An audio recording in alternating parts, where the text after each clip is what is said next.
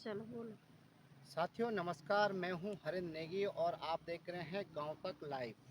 साथियों हम जा रहे हैं आज भैरवनाथ यानी 64 भैरवनाथ मंदिर में और आपको लेके चलते हैं 64 भैरवनाथ की जो महिमा का वर्णन है, उसकी विशेषता है और उसका जो वर्णन है उसके बारे में हम आपको लेके चल रहे हैं 64 भैरवनाथ मंदिर में। और ये भैरवनाथ मंदिर है निरोली के पास, जहाँ स्वयं भगवान बद्रीनाथ का मंदिर भी स्थापित है। हम आपको लेकर चलते हैं उस स्थान पे और आप मेरे पीछे देख सकते हैं कि किस प्रकार से सुंदर वातावरण, सावन का महीना है और जो हरियाली वो पूरी वनों में छाई हुई है, उसको मैं उसका वर्णन मैं आपको दिखाता हूँ धीरे धीरे और लेके चलता हूँ आपको 64 भैरवनाथ मंदिर में। बोलो हर हर महादेव और 64 भैरव महादेव की जय। साथियों नमस्कार, मैं हूं हरिंद्र नेगी और आप देख रहे हैं गांव तक लाइव। साथियों हम पहुंच चुके हैं भगवान भैरवनाथ के 64 भैरवनाथ मंदिर के गेट पे और हम आपको भगवान 64 भैरव के दर्शन कराने के लिए लेके चलते हैं आपको 64 भैरवनाथ मंदिर में। चलिए मेरे साथ और बोलो हर हर महादेव, बोलो 64 भैरवनाथ की जय। साथियों ये है बट वृक्ष और ये गुफा भगवान शिव के देवों के देव अष्ट 64 भैरवनाथ और जो भगवान शिव के रक्षक हैं के रूप में पूजे जाते हैं, उस उनका ये दृश्य। और आप इन तस्वीरों में देखिए किस प्रकार से सुंदर रमणीक, और शायद जो कभी इस स्थान पे नहीं पहुंचा होगा वो आज इनकी तस्वीरें मैं आपको इस लाइव तस्वीरें आपको सीधे दिखा रहा हूँ 64 भैरवनाथ मंदिर की। और देखिए इन तस्वीरों को।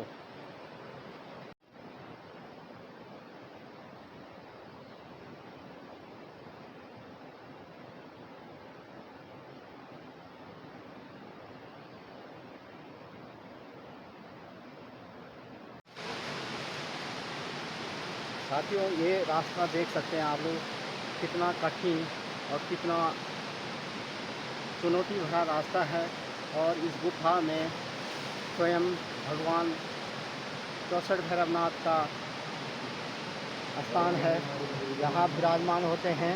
और ये स्थान आपको देख सकते हैं, ये खजूर के पेड़ शायद आप देख रहे होंगे किस तरह से उन्हीं स्थानों पे ये चीज़ें उगती हैं जहाँ दिव्य धाम होता है, दिव्य अलौकिक और देवों का पुण्य स्थान होता है।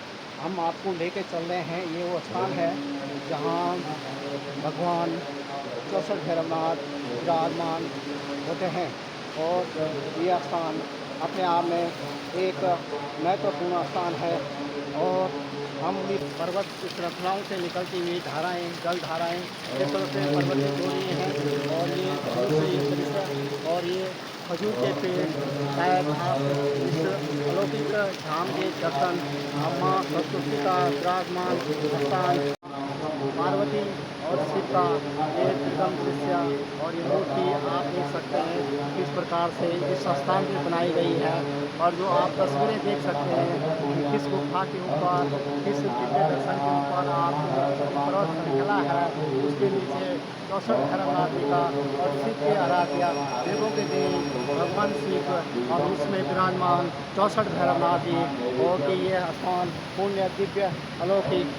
और मैं ये तस्वीरें आपको दिखा रहा हूँ, ये जो स्थान है शायद आपने पहली बार कभी नहीं देखा होगा, तो मैं आपको सीधे तस्वीरें दिखा रहा हूँ भगवान 64 भैरवनाथ मंदिर की। और ये गुफा आप देख सकते हैं किस प्रकार से बनाई हुई है। आप लोग भी कभी भी इस पुण्य धाम के दर्शन कर सकते हैं। और यहाँ पे इन दिनों यज्ञ चल रहा है सावन के महीने में। और दोनों यहाँ पे जो लोग हैं यहाँ पे पहुँचे हुए हैं।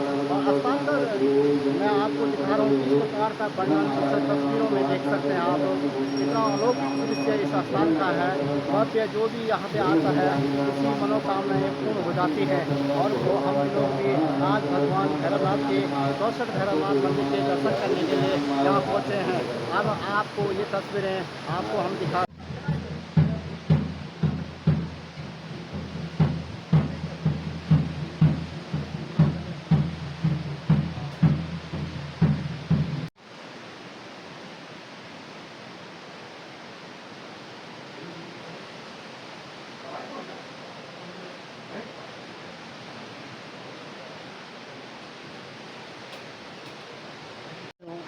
ये स्थान है 64 भैरव नाथ जी का।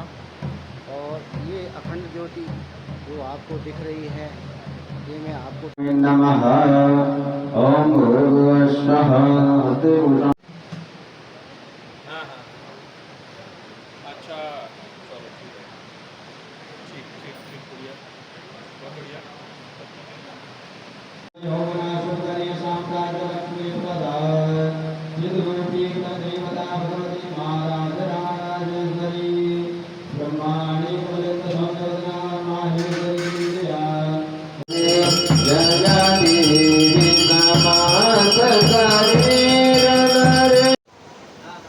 साथियों नमस्कार, मैं हूं हरेंद्र नेगी और आप देख रहे हैं गांव तक।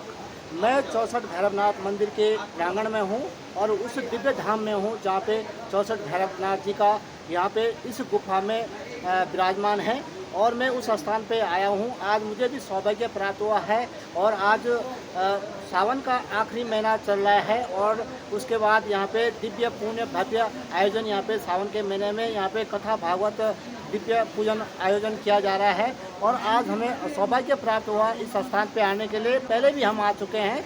हम स्वयं जो यहाँ के मुख्य पुजारी हैं 64 भैरवनाथ मंदिर के जो पुजारी हैं, और ख़ासकर इस स्थान का जो वर्णन है उसका वर्णन कहाँ मिलता है, कैसे मिलता है, उसके बारे में भी गुरुजी बताएंगे। और 64 भैरव की जो क्या महिमा है, क्या महात्म्य है, उसके बारे में भी गुरुजी बताएंगे। और ऐसा स्थान शायद आप लोगों ने कहीं देखा नहीं होगा जिस स्थान पे हम लोग आए हुए हैं, और उसके बारे में भी बताएंगे कि आप लोग कैसे इस स्थान पे पहुंच सकते हैं। मेरे साथ स्वयं यहाँ के जो मुख्य पुजारी हैं सती जी हैं, उनसे मैं जानकारी लेता हूँ। जी, हम 64 भैरवनाथ के मंदिर में हैं और आप स्वयं इस स्थान पे हैं। इस स्थान का वर्णन क्या है, पहले सबसे पहले ये बता दीजिएगा।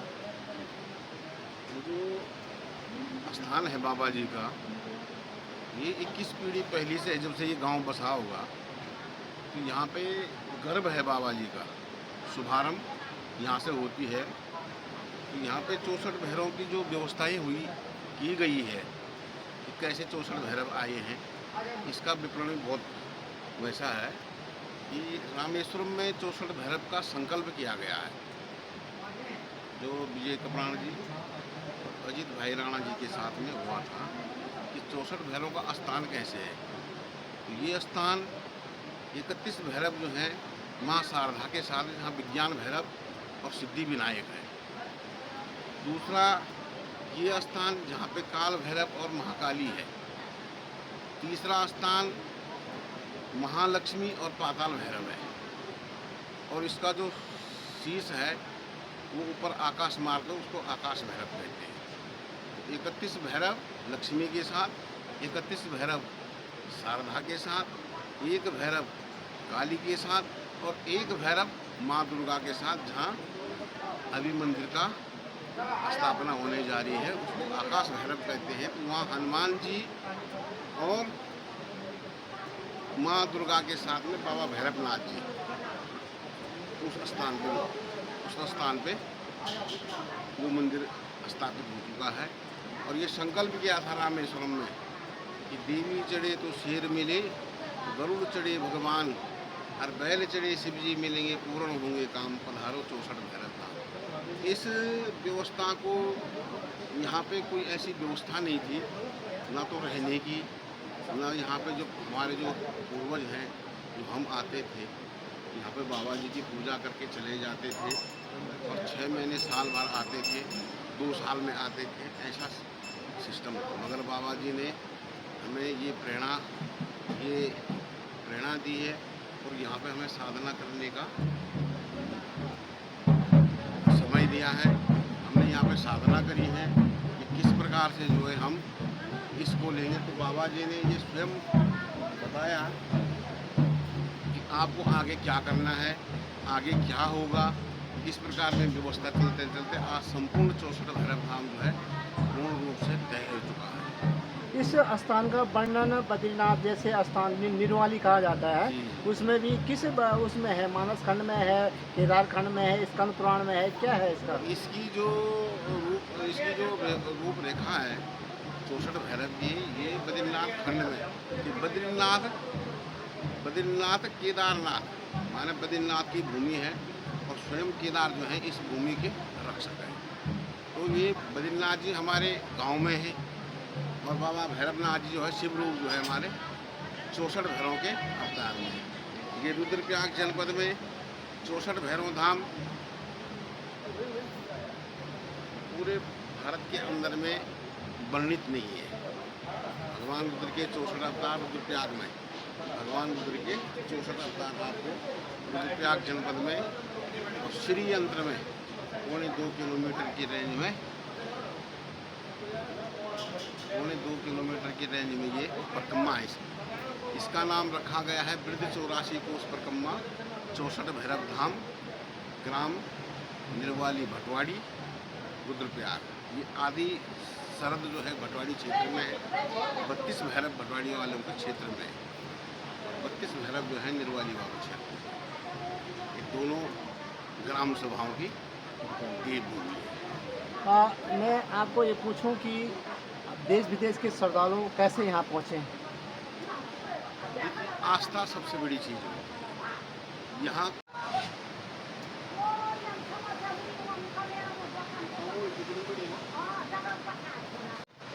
कप्तान जी, जिस वृक्ष के नीचे आप खड़े हैं वो स्वयं कल्प वृक्ष है और कहते हैं कि जो मनोकामना मांगता है वो कल्प वृक्ष उसे पूर्ण कर देता है। और ये 64 भैरवनाथ का दिव्य धाम, क्या कहेंगे?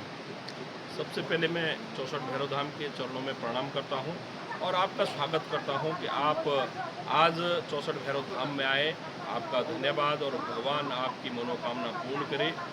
मैं अपने इस जो कल्प वृक्ष है, मनोकामना वृक्ष है, उसके नीचे खड़ा हूं और प्रार्थना करता हूं कि आप देख रहे होंगे कि लोगों ने अपनी मन्नतें यहाँ जो बांधी हैं और उनकी मनोकामना जिनकी पूर्ण होती है वो अपना मनोकामना जो धागा सूत्र बांधा होता है उसको वो खोलते हैं और निरंतर लोगों की मनोकामना पूर्ण होती है। मैं आपको बता दूं कि लगभग 24-25 साल पहले मैं अपने श्रीमान प्रेम वल्लभ सती जी जो यहाँ के महंत हैं, पुजारी हैं, उनके कहने पर उनकी बातों को सुनकर, आप रुद्रप्रयाग में मिले थे, उनकी बातों को सुनकर मैं यहाँ आया और आपको ये बताना चाह रहा हूँ कि यहीं पर ये जो चट्टान, इतनी सी चट्टान आप देख रहे हैं, ये चट्टान नहीं, ये बाबा का महल है और यहीं हम लोग सोते थे, यहाँ पर हम खाना बनाते थे। इतनी सी जगह यहाँ पर थी और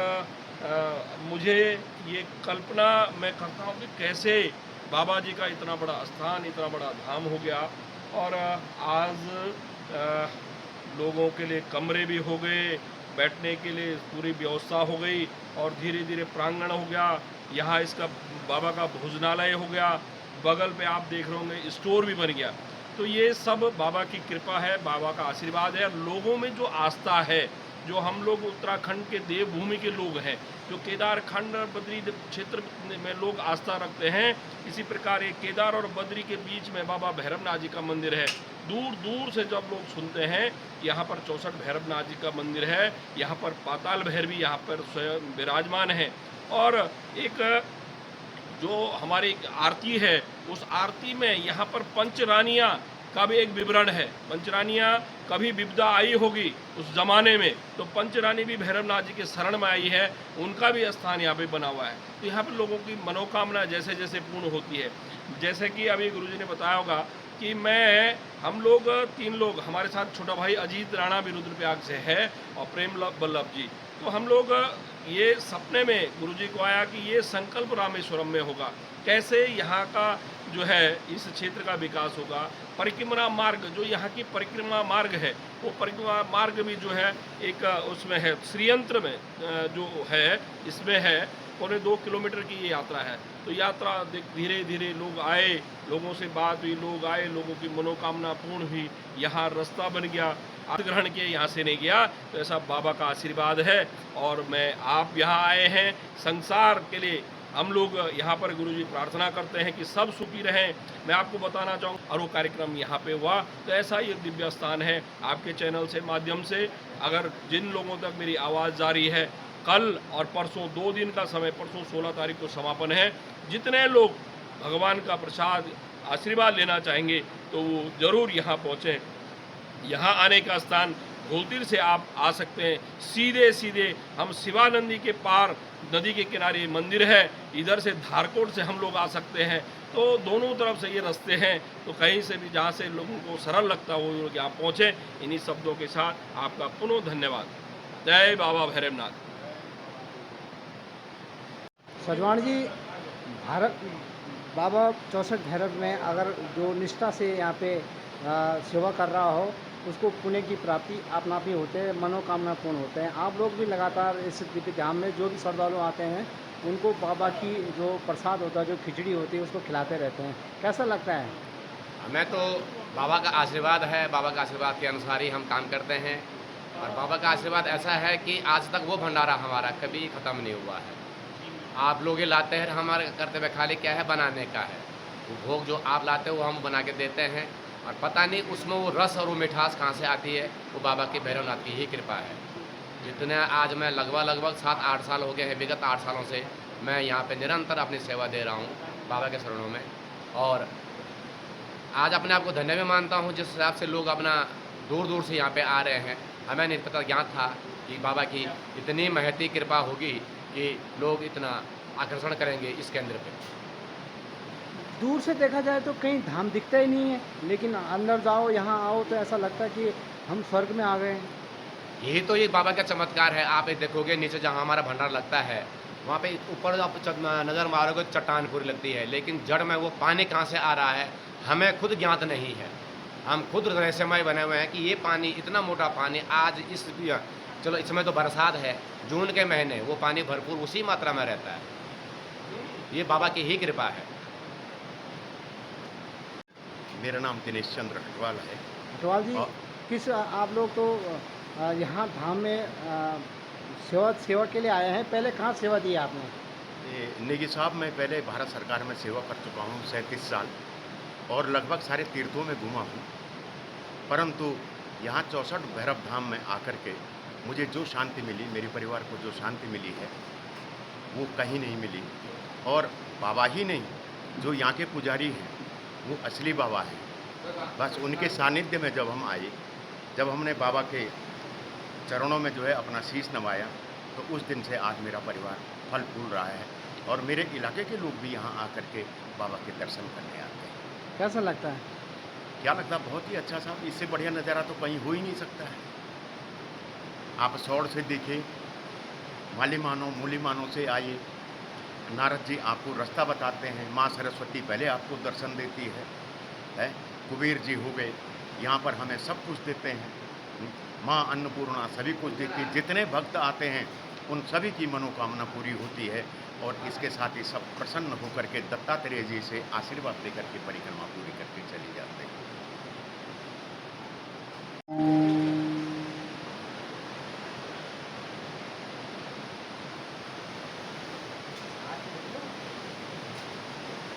साथियों, कहा जाता है कि जैसे आप अमरनाथ की गुफा में जाते हैं तो उस गुफा में आपको एक रहस्यमय कबूतर दिखाई देता है, ठीक उसी प्रकार इस स्थान पे भी जो 64 भैरवनाथ मंदिर है, इस स्थान पे भी आपको कबूतरों की कई जोड़ियां देखने को मिलेंगी।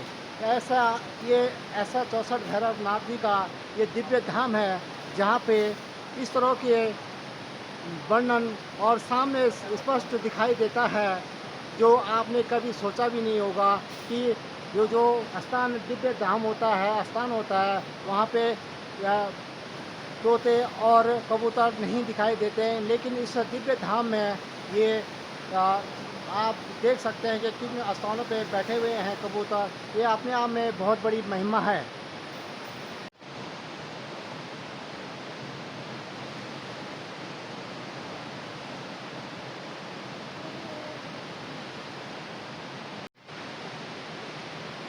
साथियों, ये है बाबा का 64 भैरव का धाम।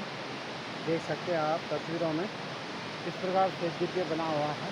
और ये ऊपर से आप तस्वीरें देखिए किस प्रकार से ये धाम इस स्थान पे बना हुआ है, और माँ नीचे से विचरण करती हुई है, और ये स्थान भगवान चौसठ भैरवनाथ जी का। साथियों देखिए, ये है बाबा का धाम और ये रास्ता, ये कुटिया, ये स्थान किस प्रकार से बना हुआ है और अलौकिक दृश्य यहाँ का।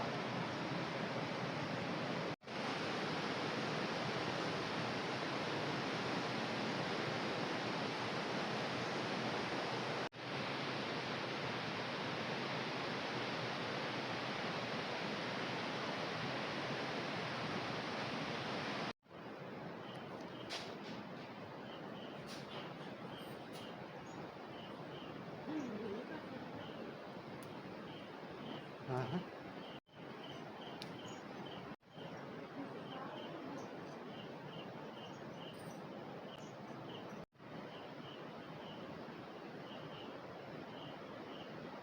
हम 5 साथियों 2 कोस की यात्रा करने के बाद, परिक्रमा करने के बाद हम इस गेट पे पहुँचे हैं। अलग अलग स्थानों से गेट पे जाने के लिए है, चौसठ भैरव को जाने के लिए रास्ता है। और हम इस 1 कोस की यात्रा करने के बाद साथियों हमारी जो चौसठ भैरव मंदिर की जो दिव्य दर्शन करने के बाद जो 2 कोस की यात्रा है उसको पूरा करने के बाद हम आज फिर वापस हमारी यात्रा पूर्ण हुई, सफल हुई और भगवान से जो मांगा वो भगवान ने हमें दिया। श्रद्धालु जो भी आए वो इस दिव्य धाम में आ सकते हैं और पुण्य की प्राप्त कर सकते हैं और उनकी मनोकामना मनोकामना पूर्ण हो सकती है। और ये दिव्य धाम के जो भी आएगा वो चौसठ भैरव के दर्शन करने के बाद उनको लाभ की प्राप्ति ही प्राप्ति होगी। मैं भी लेके चलता हूँ आपको वापस। बोलो ओम नमः शिवाय, हर हर महादेव और चौसठ भैरवनाथ की जय। और हमारी परिक्रमा और हमारी यात्रा सुखद हो गई और हम वापस जा रहे हैं अपने गंतव्य के लिए। और अगली बार फिर जब हम लोग बुलावा आएगा तो फिर वापस इस धाम में ज़रूर आएंगे अपनी मनोकामना पूर्ण करने के लिए और इस दिव्य धाम के दर्शन करने के लिए, चौसठ भैरव के दर्शन करने के लिए। बोलो हर हर महादेव, भैरवनाथ की जय।